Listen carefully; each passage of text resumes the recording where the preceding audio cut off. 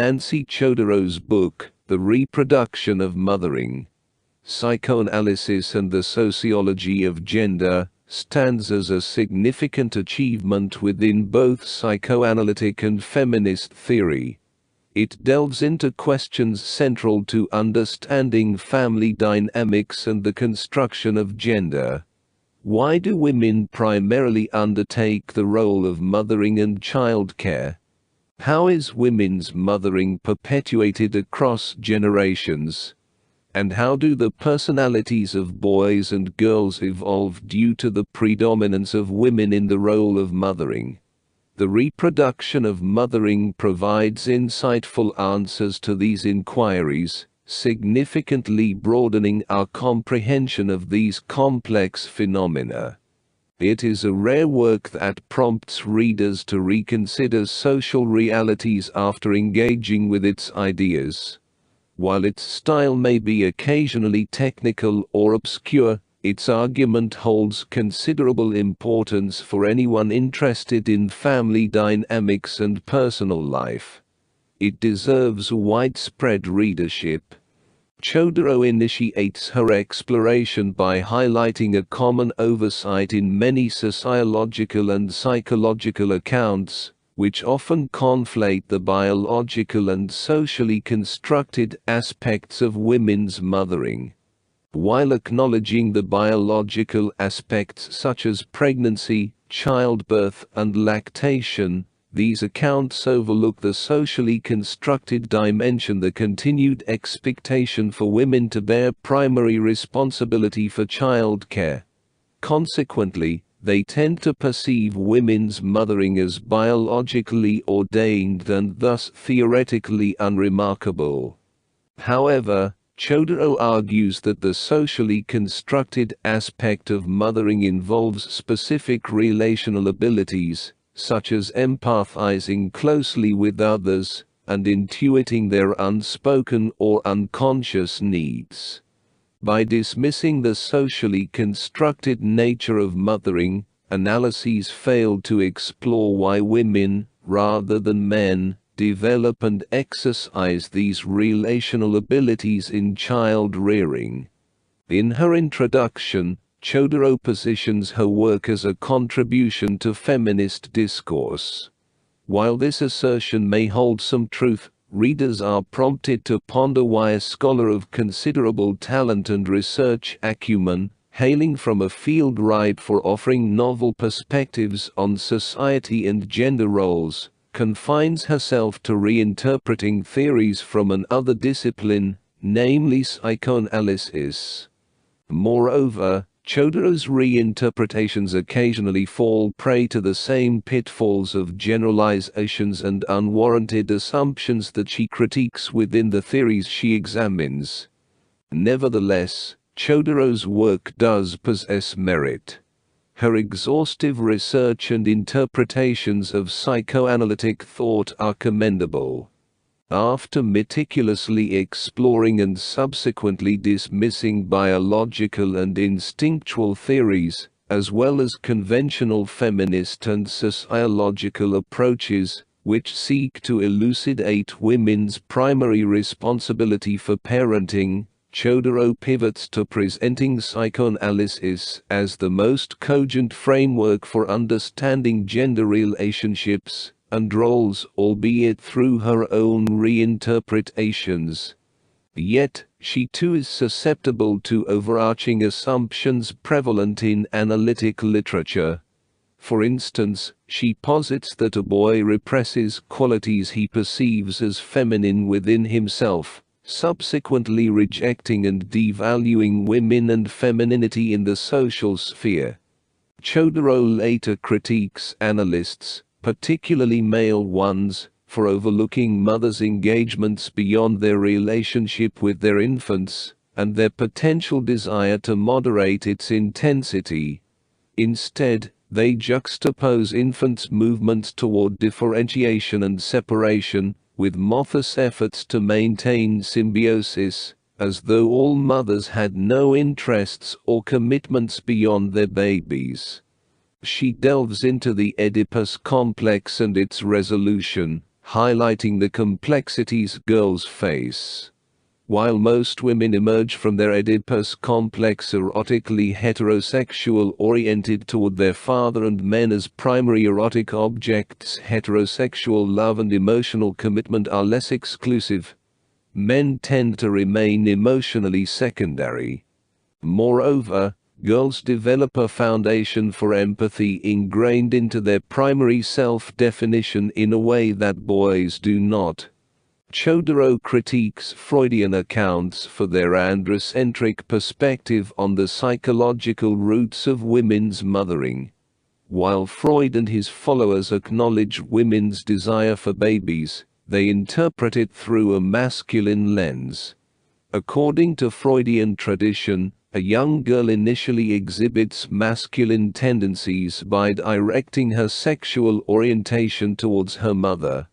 The theory suggests that the discovery of anatomical differences, particularly penis envy, leads the girl to seek validation from her father and desire a child as a symbolic substitute for a penis. Thus, femininity is defined by its lack of masculinity, and desires for heterosexual relationships or children are seen as compensatory for not possessing a penis. In this framework, femininity remains incomplete, characterized by a longing for what it lacks masculinity. Chodorow's own analysis of femininity remains rooted in the Freudian framework, but diverges significantly from traditional Freudian perspectives. She argues that gender identity is primarily shaped by the construction of an inner object world during the early years of life, within the context of family relations. However, unlike traditional Freudians, Chodorow proposes a different developmental process. She suggests that all children initially perceive themselves as united with and sexually oriented towards their primary caregiver, typically the mother. Both boys and girls must gradually separate from this initial bond and develop a sense of individual identity. Boys, in particular, must establish a masculine identity distinct from their mothers, while girls must transfer some of their initial attachment to their mothers to male figures, usually their fathers. The mother's role in shaping her children's psychological development is crucial. She influences how her children approach the tasks of separation and identity formation, based on her feelings towards them and her own gender identity. For boys, achieving a masculine identity involves a radical break from the initial merging with the mother. Despite this separation, the mother remains a significant love object for boys, albeit in a different context that aligns with their masculine identity.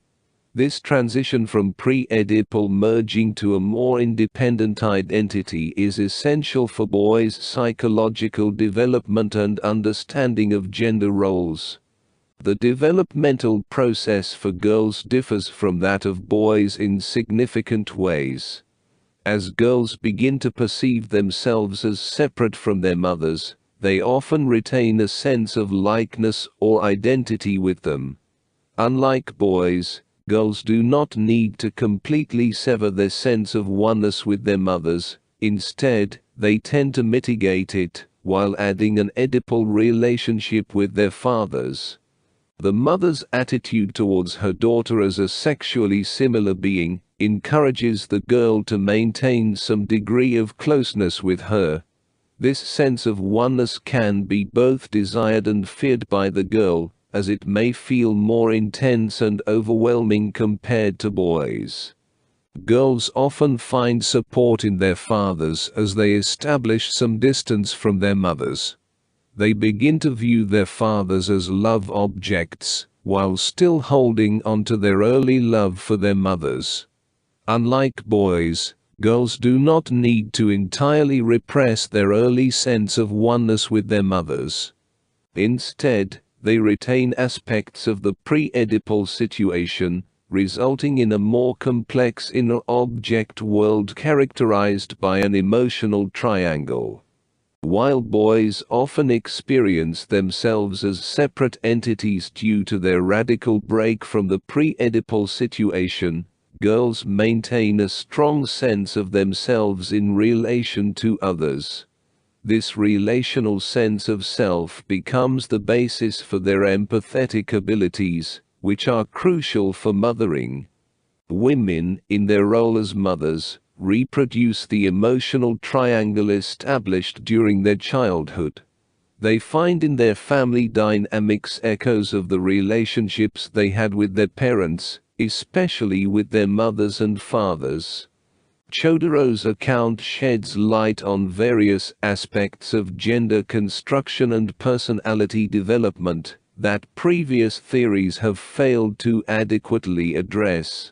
It helps explain why women tend to experience themselves in relation to others, while men often perceive themselves as separate entities.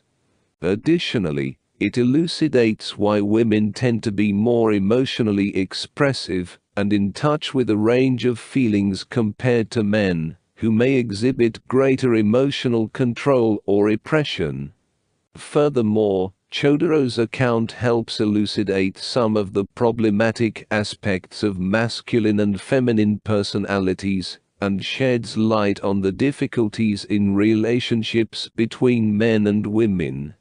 The pattern of masculine development she outlines helps explain why masculinity can often be defensive and rigid, leading to fear of intimacy and emotional expression.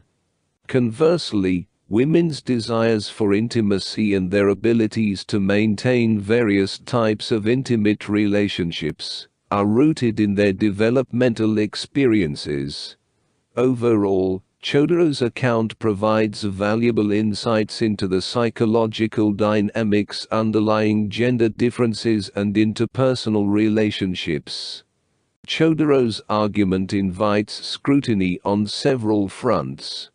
While some critiques are less pressing, her singular focus on the mother-child relationship in the pre-Oedipal phase poses significant challenges.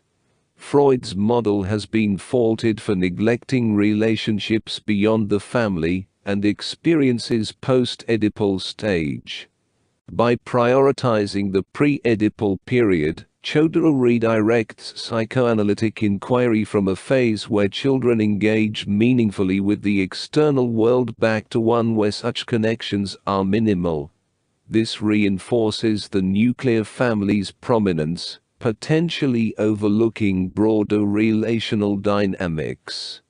Acknowledging the importance of early maternal bonds, it's worth questioning whether a child's identification and relational capacities remain more adaptable than Chodorow suggests.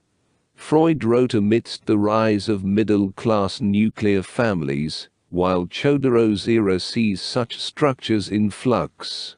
Her theory assumes stable nuclear families, yet contemporary realities include diverse family forms. While these family archetypes persist in our psyche, understanding gender and personality necessitates theories applicable to single-parent setups or shared parenting post-divorce.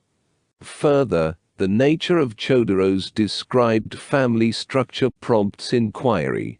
To what extent does it possess internal dynamics versus external influences? Chodorow proposes a self-replicating sex/gender system within families, but her framework lacks elements conducive to change. Transformation, it seems, arises from external forces like economic shifts or political movements. This renders her family system a dependent variable, necessitating examination of changes in family dynamics vis-à-vis broader societal shifts. To enhance psychological acuity, historical specificity should be integrated, revealing how social contexts shape gender and personality formation within families. Such insights are vital for dismantling gender norms. Chodorow advocates redistributing parenting duties for gender parity, yet its impact on gender identity remains uncertain. While professional couples may adopt such practices, entrenched cultural norms could limit change. Understanding how family dynamics versus broader cultural forces shape gender identity in early childhood is crucial. Lastly, Chodorow's work prompts inquiry into the interplay of social and biological factors in gender development. While she asserts gender as socially constructed, the nexus between personality and biology remains open. Biological disparities, such as nursing capabilities, exist, potentially influencing personality predispositions. Exploring the intricate links between body, mind, and societal structures is imperative for a comprehensive understanding of gender and personality.